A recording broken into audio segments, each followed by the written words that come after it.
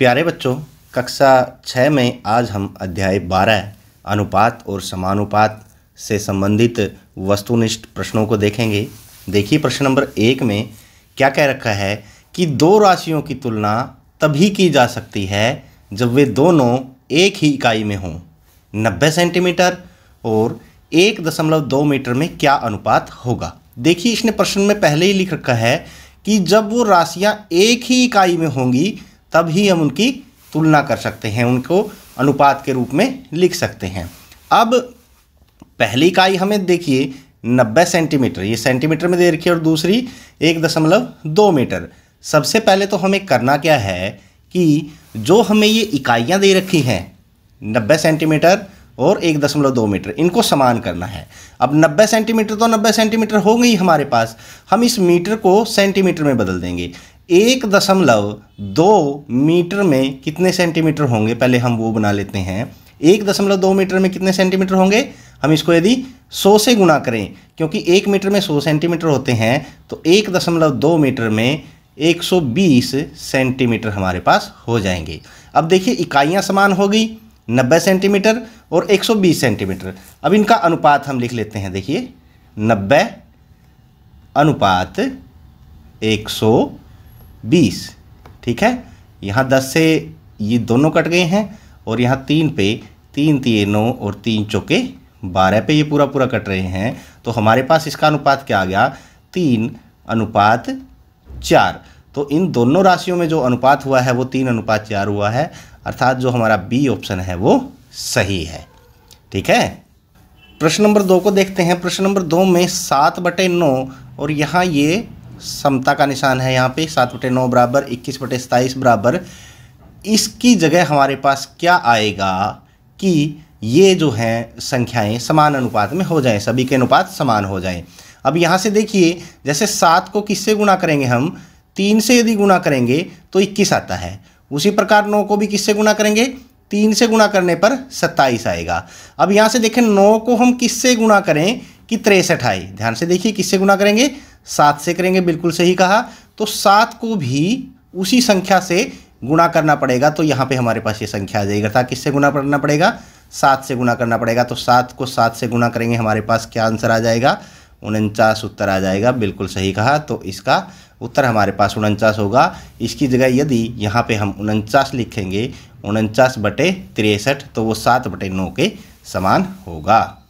तीसरे प्रश्न में देख लेते हैं कि 90 रुपये का क्या करके है, 90 रुपये का 1/3 क्या होगा। 90 रुपये का 1/3, तो हम सीधा यहाँ पे लिखेंगे 90 आ गया हमारे पास, गुणा 1/3। का मतलब क्या होता है, गुणा।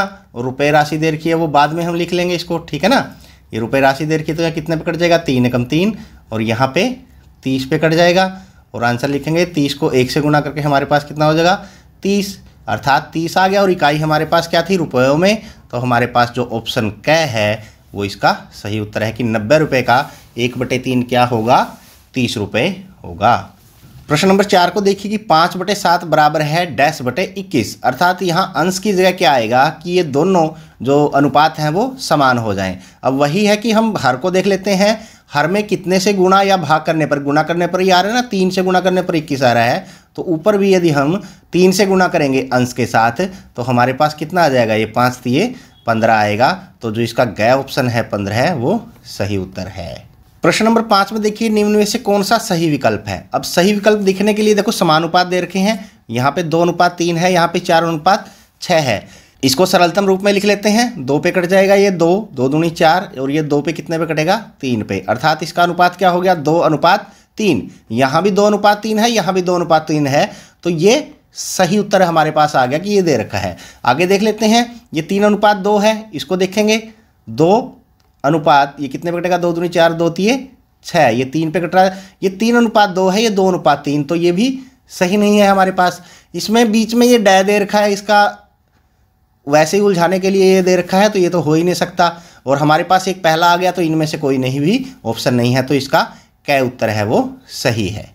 छठे प्रश्न को देखिए कि यदि 9, 7 और एक संख्या ग दे दी इन्होंने, 49 समानुपात में है, तब ग का मान होगा। अब ग का मान निकालने के लिए हम क्या करते हैं, किसी भी स्थिति में हम पहली और आखिरी संख्या जो हमारे पास चरम पद है या जिसको हम सिरे के पद बोलते हैं, उनकी गुणा और मध्य पद की गुणा हमेशा समान होती है। मध्य पद हमारे पास बीच वाले दोनों पद होते हैं, तो इनकी गुणा समान लिखेंगे। 7 को किससे गुणा करेंगे?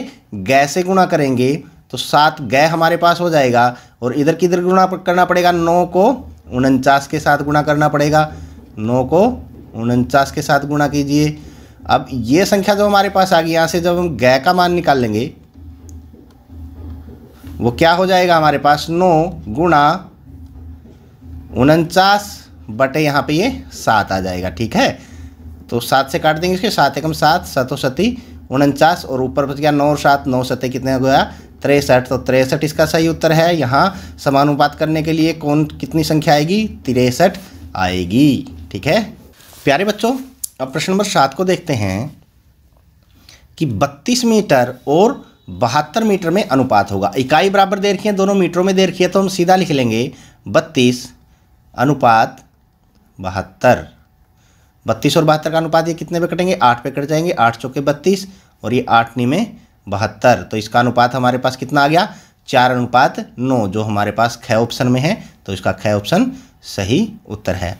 देखो 32 अनुपात 72 भी लिख रखा है इसने, लेकिन अनुपात हम जब भी लिखते हैं उस संख्याओं को हम निम्नतम रूप में लिखते हैं। ये इसका उत्तर नहीं है, इसलिए क्योंकि हमारा निम्नतम रूप जो वो क्या है? 4:9 है। ठीक है, तो ये अध्याय 12 के वस्तुनिष्ठ प्रश्नों में प्रश्न नंबर 7 तक हमने किए हैं इस वीडियो के माध्यम से, और अगले प्रश्न हम अगली वीडियो में करेंगे। उसको देखने के लिए हमारे साथ बने रहें। तब तक के लिए बाय बाय।